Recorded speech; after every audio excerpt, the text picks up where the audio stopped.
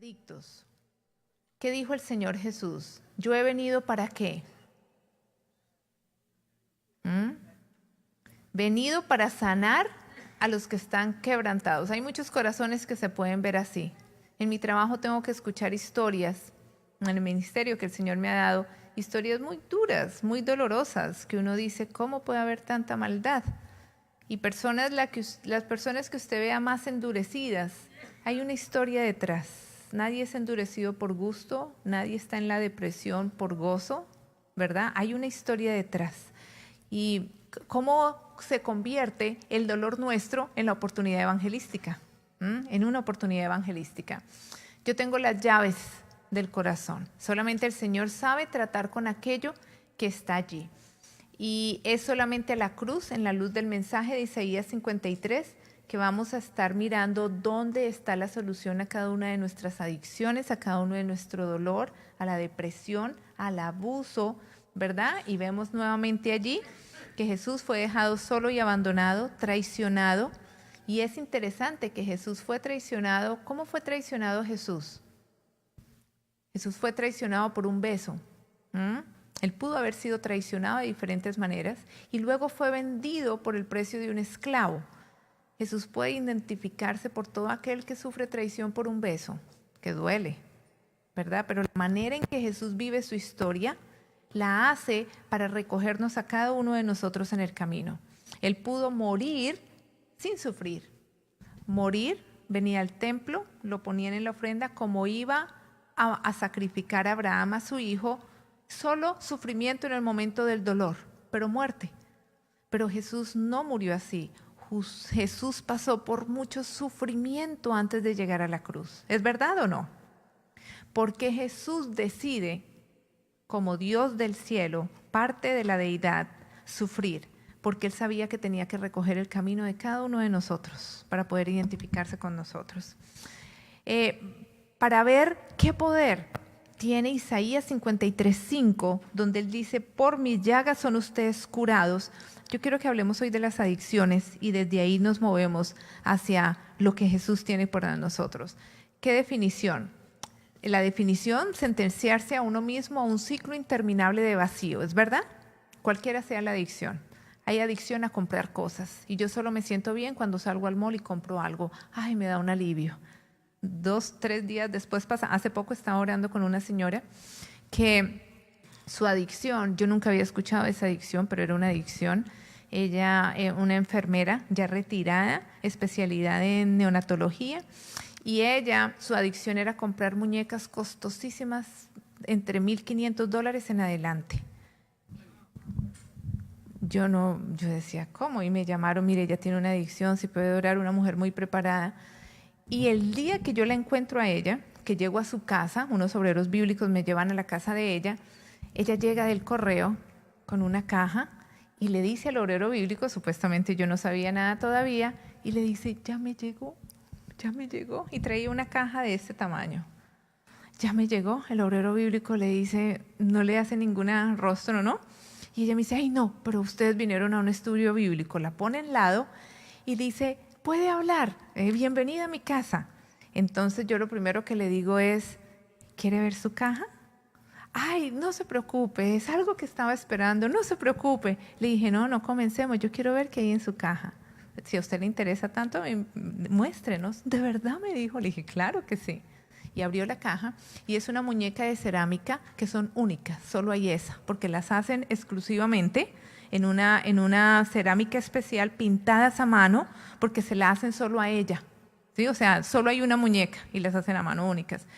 Y ella compra estas muñecas y se mete en créditos y está en deudas, como el que va y juega el dinero en un casino, y el esposo nos lleva porque ya no sabe qué hacer con todas las tarjetas de crédito embargadas, porque las muñecas valen de $1,500 a $2,500. Y ella por lo menos al mes está comprando una caja. Y la vio y dice, qué hermosura, aunque no me gusta el pelo, se lo voy a cambiar. Y la mira y ahí empezamos nuestra conversación. En el sótano de su casa hay cantidades de cajas y lo más tremendo es que es de las pocas cosas que no se pueden devolver el dinero, ¿no? Porque fueron hechas específicamente. Adicciones. ¿qué adicciones? ¿Por qué llegamos a ese punto? ¿Qué son las adicciones?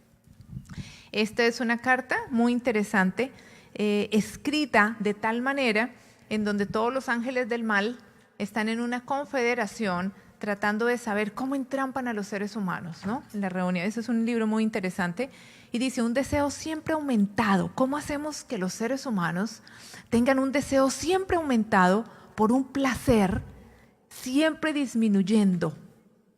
Que vayan por algo, pero que el placer, ¿verdad? Un placer aumentado, pero siempre un placer, un deseo aumentado, pero cuando lo disfruten sea más corto el placer, para que mantengan atados allí. Para conseguir el alma del hombre y no darle nada a cambio. Que ellos nos den todo, ¿verdad? Pero no darle nada a cambio. Y eso alegrará el corazón de nuestro Padre. Es un libro muy interesante que habla de toda la trama del mal para que uno vea cómo muchas veces uno coopera con el mal para seguir en patrones de adicción. Vuestras promesas, dice la hermana Juan en el Camino a Cristo, son como ¿qué? Son como resoluciones y son como cuerdas de arena, dice ella. Uno se propone algo y al cabo del tiempo es como si no estuviera, como la arena que se va escapando de las manos. Ella dice, no podéis gobernar vuestros propios pensamientos, impulsos y afectos. Dice ella, eso no es controlable por el ser humano, necesitamos una ayuda externa. Y vamos a ver eso. Al principio, cualquier deseo que se llegue a convertir en un hábito y posteriormente una adicción, esa es como la figura, ¿no? Ven que yo te doy algo. Y se ve un dragón insignificante, ¿no? Y nosotros vamos para tener algún tipo de alivio, pero él luego cambia, luego cambia. ¿Cuál es tu dragón? ¿A dónde vas a recibir un confort falso fuera de la voluntad de Dios? ¿Verdad? La manera en que el cerebro funciona es que nosotros vemos algo y ¿qué experimenta usted cuando ve este limón? ¡Qué rico! ¿Qué pasa cuando usted ve el limón y hágase de cuenta que le está cayendo una gota en la boca? ¿Qué le pasa? Se siente algo en la boca, ¿verdad? Con ver o con pensar. Una imagen lo que genera en nosotros. Inmediatamente hay como una sensación aquí en la boca, ¿sí? Lo siente el cuerpo, solamente con ver, con el pensamiento. No existe el limón, usted no lo ha probado, pero genera eso. Hay circuitos a nivel en el cerebro, neuronales, que solamente un pensamiento tiene conectadas unas neuronas y el cuerpo lo va a sentir y por ende un comportamiento va a venir. Todo comportamiento lo precede un sentimiento y todo sentimiento es precedido de un pensamiento. Todo inicia acá. Un pensamiento genera lo que yo siento y de ahí en adelante por ese impacto neuronal que hay, por información que ya hay en el cerebro, ¿verdad? El poder de las neuronas y la interrelación que hay. Así que el solo pensamiento, por ejemplo, en este caso del limón, crea una reacción química cerebral y es por eso que usted siente la sensación en su boca. Una reacción química en minutos, en segundos, milisegundos. Y usted tiene una reacción, en este caso del limón. ¿Cuántas cosas no son estimuladas en el cuerpo a raíz de solamente un pensamiento? De hecho, las estadísticas dicen que las personas que se están preocupando constantemente por lo que aún no viene, la ansiedad del futuro, o presentir el mal, esto va a pasar de mal, esto va a pasar de mal. Dice que el pensamiento hace que la persona tenga ese sentimiento y por eso vive en ansiedad. Y es vivir lo que están temiendo 1000 veces antes de que llegue la situación. Y por lo general, el 80% de lo que tememos nunca viene. Pero ¿cuál es el estado de nuestro día a día? Lo vivimos una y otra vez. Y supongamos que viniera, pues lo vivimos una vez cuando venga. Pero lo llevamos viviendo años, el temor de algo que quizás no venga, pero nos tiene enclaustrados, viviéndolo muchas veces, no solamente viviéndolo en la mente. El cuerpo reacciona con elevados niveles de cortisol y ese es el estrés que a usted lo enferma. Así que el cuerpo reacciona a una angustia y a una angustia de algo que todavía no viene. Así el circuito y la relación entre la mente y el cuerpo es demasiado estrecha. La hermana White dice que son uno. Vamos a seguir. Muy bien. El corazón nuestro. En el corazón nuestro hay corazones que se encuentran de esta manera. Eventualmente, claro que Cristo vive, hemos hecho renuncias, queremos estar hoy aquí porque queremos alabar a Dios, pero el corazón está dividido con otras cosas, pensamientos negativos de rechazo, soy rechazado, no soy bueno, soy malo, soy la oveja negra, soy líder en conocimientos, tengo mucha vergüenza en mi corazón, mucha ira, incredulidad.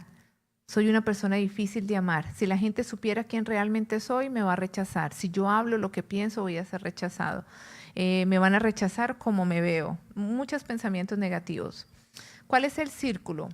Y vamos a ver la historia de Tim rápidamente para que ustedes entiendan cómo funciona el ciclo del abuso.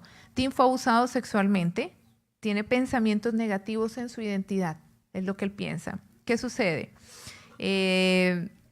La rabia viene como una protección, nadie me va a hacer daño, nadie me va a hacer sufrir más, yo me protejo, pero luego viene vergüenza, él se refugia en el alcohol no lo saca de la vergüenza, así que la vergüenza sigue y aumenta.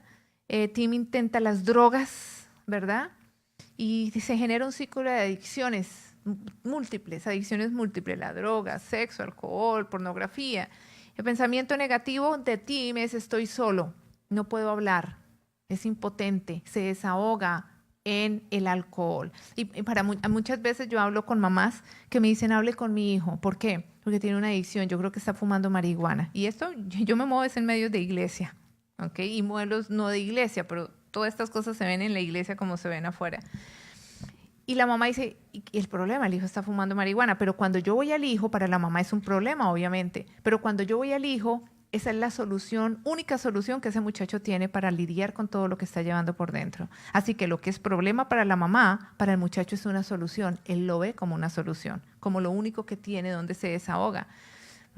Entonces, la cuestión de la adicción es que cuando se ve que es una ayuda para mí o que se ve que yo puedo ir allá, así vuelva a tener necesidad, pero en mis valores está como algo importante, eso mantiene el círculo de la adicción. Así yo intelectualmente sepa que me hace daño, que el cigarrillo me está matando, que la droga me está destruyendo el cerebro, pero para mí yo le he dado un valor de importancia porque yo voy allá para requerir alivio, para sentirme bien, porque me gusta, es importante para mí. Así en mi mente sepa que me está haciendo daño. Muy bien. Aquí tenemos la historia de Tim. Los pensamientos negativos de Tim es nadie me ama, soy indigno, estoy solo, no puedo hablar. Y es muy interesante. Yo quiero que busquen en sus Biblias 2 Corintios 5:21. Este versículo debiéramos aprendérnoslo de memoria. Hay una profundidad en este versículo tan impresionante. 2 Corintios 5:21. 2 Corintios 5:21. Aquí lo podemos ver. Ahí está. Pero quiero que lo tengan marcado en sus Biblias. Dice, el que no conoció pecado, lo hizo pecado. Está hablando de cómo el Padre, si ustedes ven el contexto del versículo 20, habla de que el Padre es el que está hablando de Jesús. El que no conoció pecado, Jesús, el Padre lo hizo pecado, ¿verdad? Por nosotros. En este caso vamos a parafrasear el caso de Tim. El que no conoció pecado, lo hizo pecado. Quiere decir que Jesús fue Tim con su droga, con su alcohol, con su rabia, para que Tim fuera hecho la justicia de Dios en él. Esa es la manera personal de poner 2 Corintios 5:21. Cuando 2 Corintios 5:21 nos dice que Jesús no cargó el pecado, ¿qué término usa 2 Corintios 5:21? ¿Qué palabra usa en su Biblia? Mírela. No dice que Jesús cargó el pecado. ¿Qué palabra usa? Se hizo pecado. Es muy diferente yo cargar algo a que mi esencia se convierta en lo que yo estoy cargando. Jesús se hizo pecado. Quiere decir que Jesús fue Tim en su droga, en su abuso, en su alcohol. En la cruz Él era Tim. ¿Para qué? Para que Tim tuviera la oportunidad de hacerse justicia de Dios. Yo no sé qué es más difícil, si que algo puro se vuelva algo inmundo o algo inmundo se vuelva algo puro. Es un misterio ambas cosas, porque Jesús no quiso pecar, era inocente, sin embargo se hizo pecado. Y que algo sucio se vuelva algo puro. Eso es un misterio. Pero si ya la mitad se cumplió de que algo inocente se convierta a pecado para que Tim pueda ser hecho de justicia, es porque es posible. Es porque es posible y está sellado con sangre. Es un poder muy grande. Ahí está el poder. Muchas veces cuando yo hablo con personas que están tomadas completamente de las adicciones, y créanme, si usted dice, no, yo no tengo adicciones, yo no me drogo, yo no fumo, no. El pecado es una adicción. Sencillamente, el pecado es una adicción. El pecado daña el alma. El pecado daña la identidad que Dios me ha dado a mí como hija de Dios y me hace ver a la luz de lo que Satanás quiere que yo me vea. ¿Sí? Así que el pecado es una adicción. Y cuando hablo con personas con jóvenes, me dicen, es que usted no se imagina, es demasiado fuerte, yo siento que no puedo. Y es la verdad.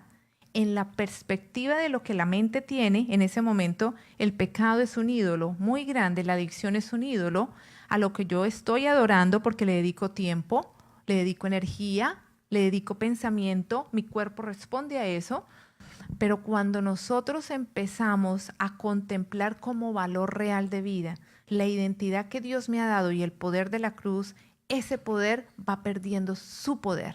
Ese otro poder pierde su poder y es la idea de lo que podamos compartir. Yo quiero compartir la historia de Tatum O'Neal. ¿Alguno sabe quién es ella? Sí, es una actriz muy famosa y ella fue la única actriz que ha ganado un premio Oscar a la edad de los 10 años. Yo ni sabía que le daban premio Oscar a los niños, pero sí, ella se lo ganó. Eso fue como en los 70.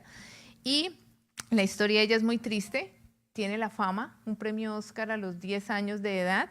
Y ella pasó por una historia muy dura de padres divorciados. Su mamá se drogaba. A ella la violan a los 13 años.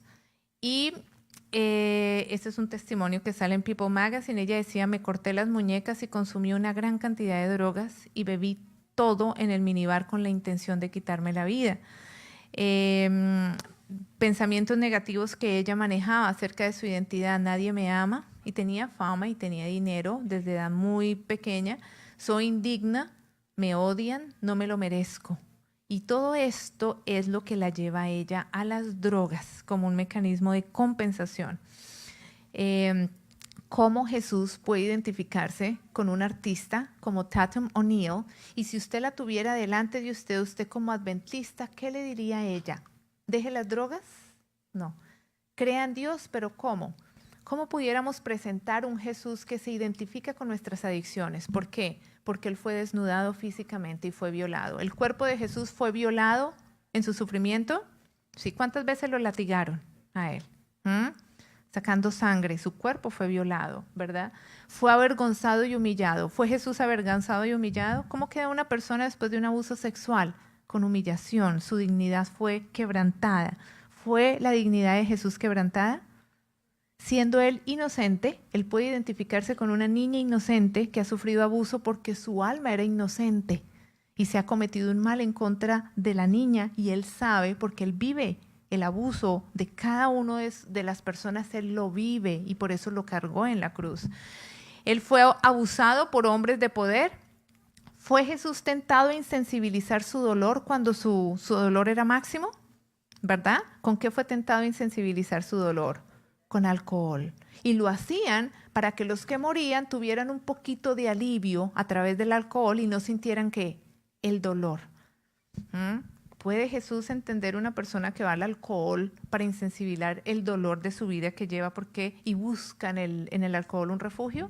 Amén. Tenemos un Salvador que se puede identificar, y ese es el Salvador que nosotros necesitamos vivir en nuestra vida diaria y compartir cuando encontramos una persona que tiene problema de adicción, que tenemos un Salvador en la cruz que puede identificarse. La mayoría de personas que están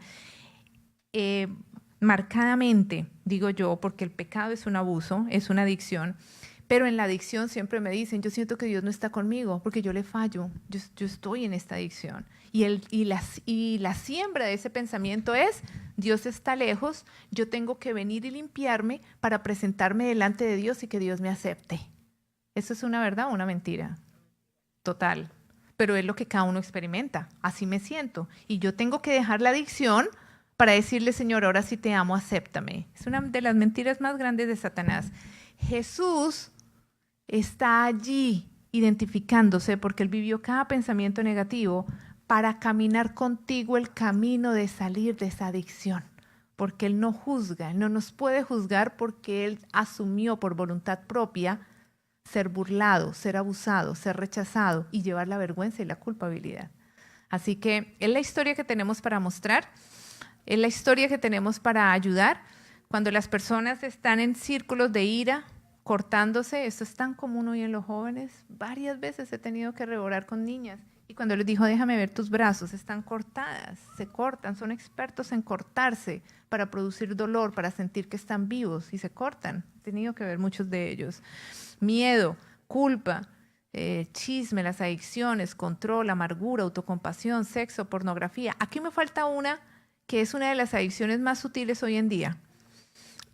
El teléfono, el computador, los medios.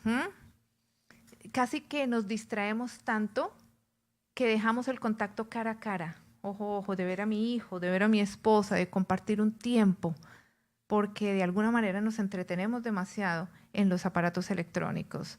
Entonces, y hay estudios que demuestran cómo, si no tengo el teléfono, ¿qué empieza? Ansiedad. Y lo busco por todo lado. ¿Dónde está? Ay, ¿quién me escribió hoy el mensaje? Ya me entró. Descansamos, ¿verdad? Y son patrones adictivos que se van desarrollando. Muy bien. Jesús fue tentado a insensibilizar su dolor en el momento más intenso y más sombrío. ¿Recurrió Jesús a tomar un poco de lo que le estaban ofreciendo para llevar su dolor? No, él necesitaba que su mente estuviera clara porque él sabía que la única ayuda en momento de dolor venía de Dios. Y el licor podía nublar su mente y él necesitaba tener su mente clara porque Jesús en momento de dolor sabía que había una esperanza para él. Vamos a hablar un poquito aquí de qué es la adoración. Cuando hablamos de adicción tenemos que hablar de adoración. Yo adoro cualquier cosa que pienso que me hará sentirme animado. ¿Por qué? Porque voy a buscar eso. La adoración es cualquier cosa en la que uso mi tiempo, energía y recursos con la esperanza de poder obtener la sensación de sentirme animado, deseado, amado y valorado. Yo quiero que ustedes tengan unos segundos para pensar, ¿usted qué adora en este concepto? ¿Sí? Nosotros decimos, no, yo no adoro ídolos, eso era el pueblo de Israel, ahora es más sutil. ¿A qué cosa usted le dedica tiempo? Lo que hablábamos anoche. El amor se ejemplifica en lo que a usted le gasta tiempo. Ese en usted es el valor número 1, a lo que más le gasta tiempo. Energía, dinero, con la esperanza de sentirse bien o animado, deseado, amado y valorado. Eso es lo que nosotros adoramos. Eso es lo que nosotros adoramos. O me ayuda a no sentir mi dolor por no ser amado, deseado o valorado. Satanás quisiera manejarnos a control remoto y desde lo lejos poder el control de sus vidas a través de ¿qué? A través de aquello a lo que nosotros buscamos confort que no está en la voluntad del Señor. Es la manera en que Él puede tener el control. ¿Qué dice la palabra del Señor? Porque las armas de nuestra milicia no son ¿qué? Por ende, donde nosotros vamos a buscar alivio, tampoco puede ser carnal. Las armas de nuestra milicia no son carnales, sino poderosas en Dios para la destrucción ¿de qué? ¿De qué? Fíjese que la Biblia no minimiza. La Biblia me está diciendo, las armas con las que tú tienes que luchar para vencer lo que solamente tú sabes te ata, no son carnales. Son poderosas en Dios porque ellas van a destruir esas fortalezas. La Biblia no está minimizando que es fuerte, no, pero está diciendo que hay un poder más grande que destruye esas fortalezas, ¿verdad? Segunda de Corintios, derribando argumentos y toda altivez que se levanta contra el conocimiento de Dios, contra el conocimiento de Dios. A Dios le duele el corazón. Hay un libro muy interesante de David Asscherick, me encanta el título, se llama God in Pain, Dios en dolor, y muestra cómo cada vez que nosotros recurrimos fuera de la voluntad de Dios a buscar alivio, Dios queda solo, descorazonado, porque Él tiene una respuesta y ve a un hijo que ama buscando alivio donde no es. Usted como padre lo puede entender. ¿Cómo se siente usted como padre cada vez que ve a un hijo suyo recurrir a lo que lo destruye para buscar ayuda? ¿Es un sentimiento agradable? Es un sentimiento de dolor. Y si nosotros siendo malos, como dice la Biblia, podemos darle a un hijo pan en vez de darle una serpiente, ustedes se imaginan el corazón de Dios sabiendo que Él tiene la respuesta y nos ve buscar alivio fuera de su voluntad, derribando argumentos y toda altivez que se levanta contra el conocimiento de Dios y trayendo cautivo todo pensamiento a la obediencia a Cristo. Ahí está el poder. Todo se origina en el pensamiento. Si yo puedo hacer un pacto con Dios, el que va a derribar esas fortalezas que están en su vida es el ángel de Jehová, no usted. Porque nosotros no podemos contender con Satanás, ni con la naturaleza de la carne que nos pertenece.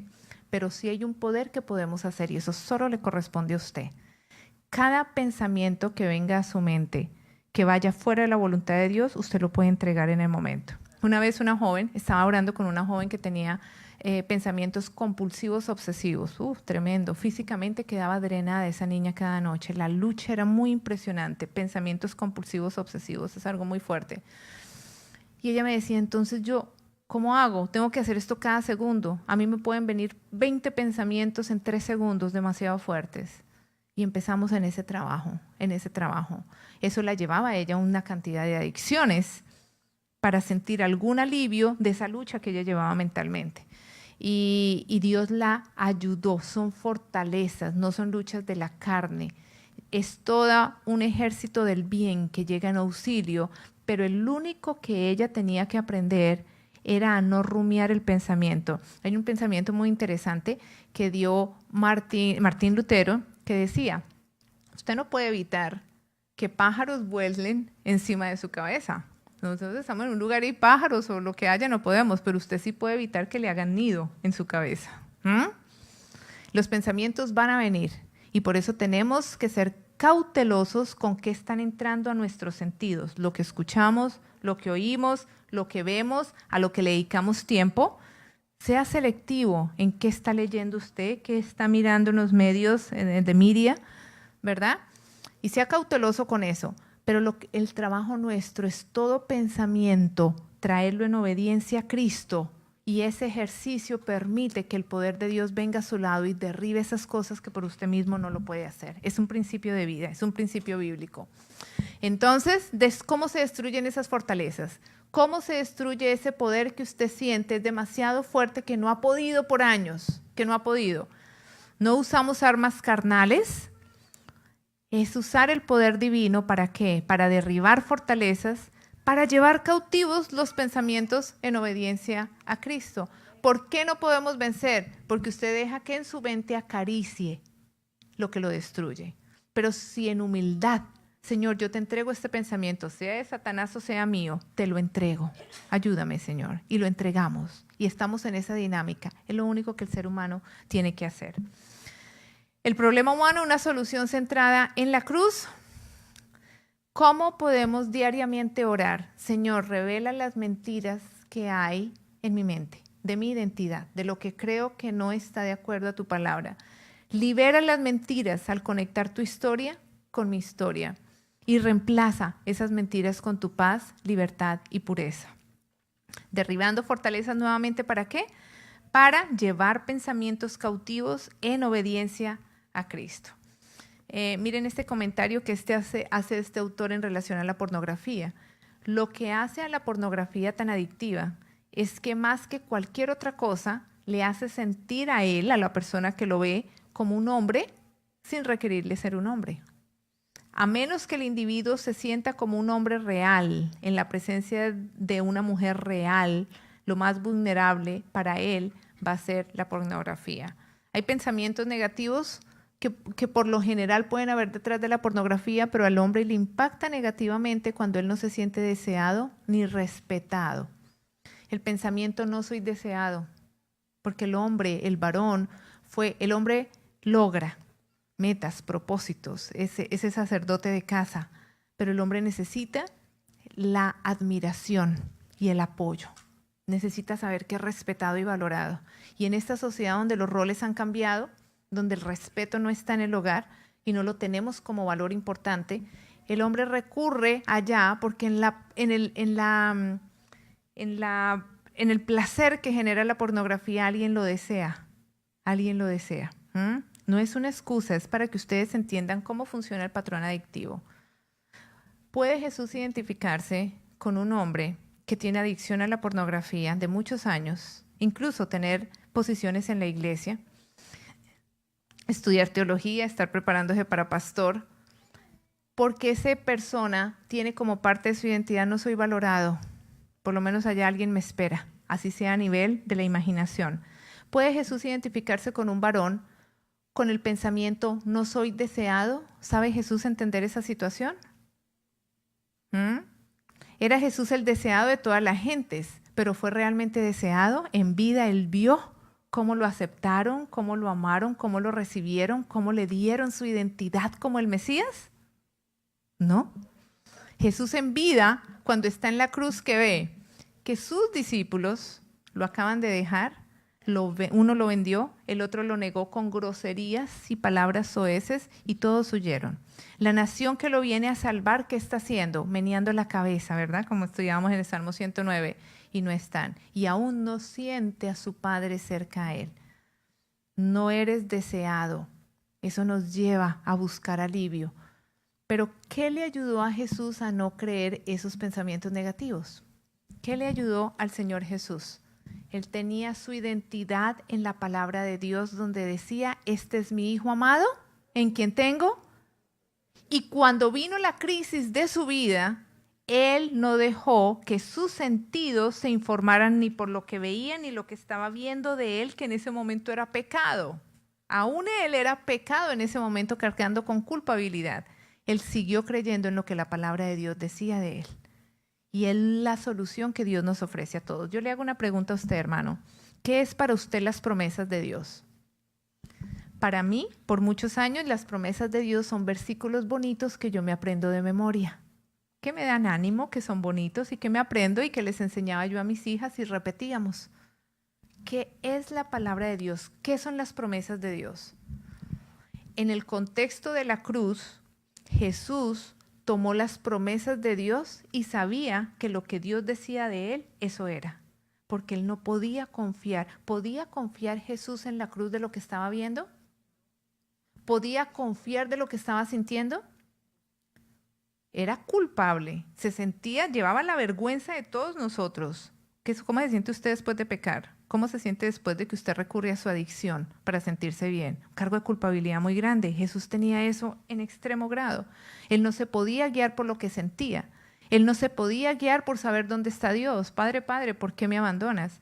La única seguridad de Jesús era que lo que él sabía y lo que tenía se lo decía la palabra de Dios. La promesa venía a su mente: este es mi Hijo amado en quien tengo contentamiento, y él lo creyó. ¿Qué es para usted la promesa?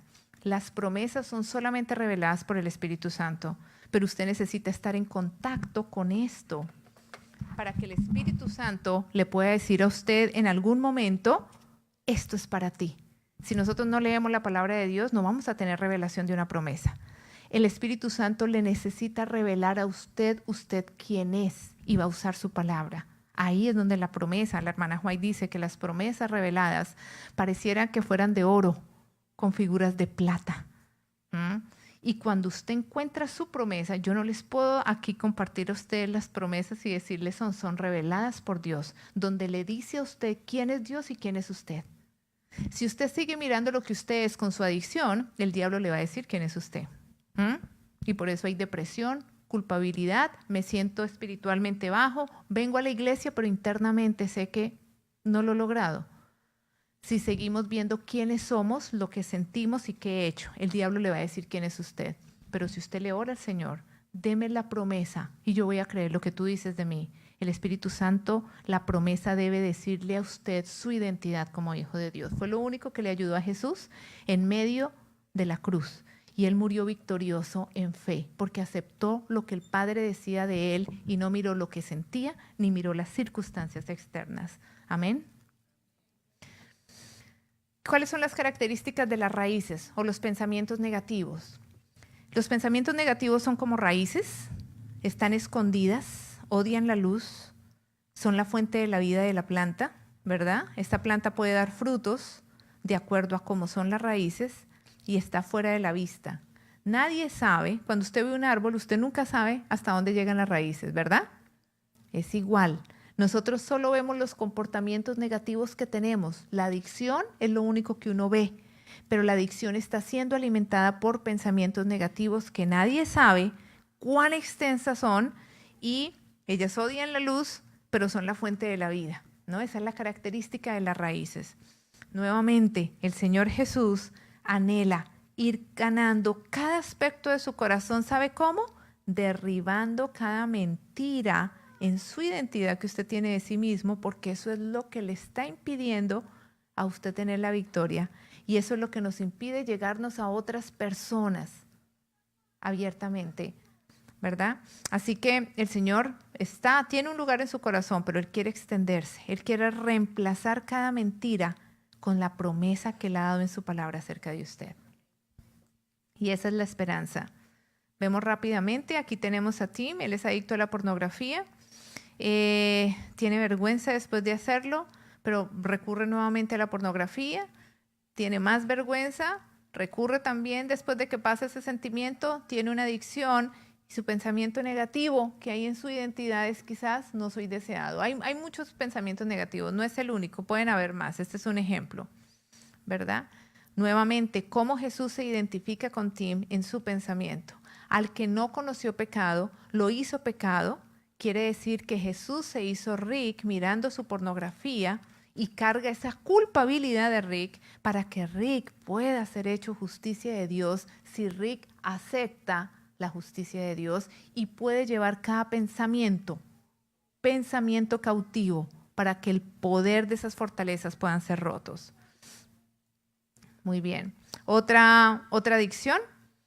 Esta nena tiene problemas de anorexia, tiene un pensamiento negativo, ella recurre a la anorexia, no quiere verse con aumento de peso, ¿verdad? Pero sigue aumentando de peso, entonces ella sigue recurriendo a la anorexia o a la bulimia y ella se ve constantemente que está aumentando de peso, así no sea real, y se enferma, ¿verdad? Al mirar la comida y empieza todo ese ciclo físico impresionante. Pero el pensamiento negativo de ella es, si estoy gorda, no me van a aceptar. Yo voy a ser rechazada. Y pueda que nadie la esté rechazando, pero la que se rechaza es a ella misma. Y este pensamiento la consume y la lleva a una adicción.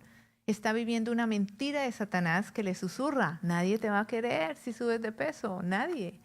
¿Quién es el padre de la mentira según Juan 8:44? Él es el que habla. Él es el que habla. Hermanos, ¿qué creemos nosotros? ¿Qué creemos nosotros? ¿La verdad de Dios como está en la promesa o las mentiras que hemos tenido en nuestra mente acerca de nuestra identidad? El Señor Jesús se puede identificar con una mujer en este problema. ¿Cómo? ¿Cómo se puede identificar Cristo, verdad? ¿Cómo se puede identificar Él? No soy aceptada. ¿Puede el Señor identificarse con ese pensamiento negativo? Claro que sí, el más rechazado fue Él. Él sabe el temor de no sentirse valorado y aceptado. Así que Él no la juzga, la entiende para sacarle de esa condición a ella. Y Isaías, 2 Corintios 5:21 diría, al que no conoció pecado, lo hizo ser Kelly, siendo anoréxica, bulímica, por el temor al rechazo, para que Kelly fuera hecha la justicia de Dios. Es lo que realmente está diciendo el versículo. Muy bien. Es un evangelio completo para que le llegue a toda la persona. Y yo quisiera en esta mañana hacerles un llamado a ustedes. ¿Cómo entendemos Isaías 53? Elena G. de White dice que Isaías 53 debiera ser aprendido de memoria, uno por uno. Identifique qué es lo que hay detrás de aquel punto que es lo que le está impidiendo su entrega completa al Señor internamente. Internamente. Identifique cuál es la mentira que Satanás a usted le habla. ¿Por qué va ahí, a ese lugar, que es fuera de la voluntad de Dios? Y déjele ese pensamiento al Señor. Señor, yo te entrego esto, como en la oración de David. Una vez orando con un chico que tenía problemas de adicción a la pornografía, y él compartimos el estudio del Salmo 109. Él me decía antes del estudio, no, ¿cómo le voy a dejar esos pensamientos a Dios? A mí me da pena, es muy feo. Le dije, entonces, ¿cómo vas a hacer para manejarlos? Has sido cautivo por muchos años. Dice, no, yo no le puedo decir eso a Dios. Después de que hizo el estudio del Salmo 109, dijo, bueno, si David le pudo decir eso a Dios, quizás yo le pueda dejar mis pensamientos negativos a Dios, ¿verdad? Y él empezó ese trabajo de hacerlo. Tuvo momentos que recayó, pero cada vez la verdad de Dios empezó a ser más fuerte. Recuerden, es como el ejercicio. La primera semana que usted hace ejercicio, el primer día usted está muerto. El cuerpo no le responde, queda cansado.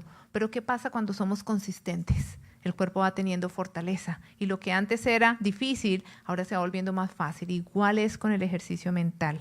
Al dejarle a usted cada pensamiento negativo que trae zozobra, que trae angustia, que trae desconfianza, y lo dejamos cautivo en presencia de Cristo. Y cómo Jesús empieza a reemplazar su verdad con poder.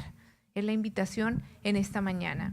¿Por qué? Porque el herido fue por nuestros pecados molido, para que el castigo de nuestra paz se va por él y por su llaga podamos ser curados nosotros, donde él nos recibe con nuestras adicciones, donde él no lo mira menos a usted y donde el amor de él no puede cambiar. El amor de él no puede cambiar, sino sigue siendo el mismo, para que nosotros vayamos en confianza y podamos dejarle la raíz de nuestro mal. Hay poder en la cruz, hay poder en la sanidad que Dios nos da a la luz de Isaías 53, donde Él ya vivió su historia. ¿Y sabe para qué la vivió? Para darle a usted algo. Él tiene el derecho de darle a usted la paz y la sanidad y la libertad a través de identificarnos con Él. Que el Señor los bendiga en esta mañana.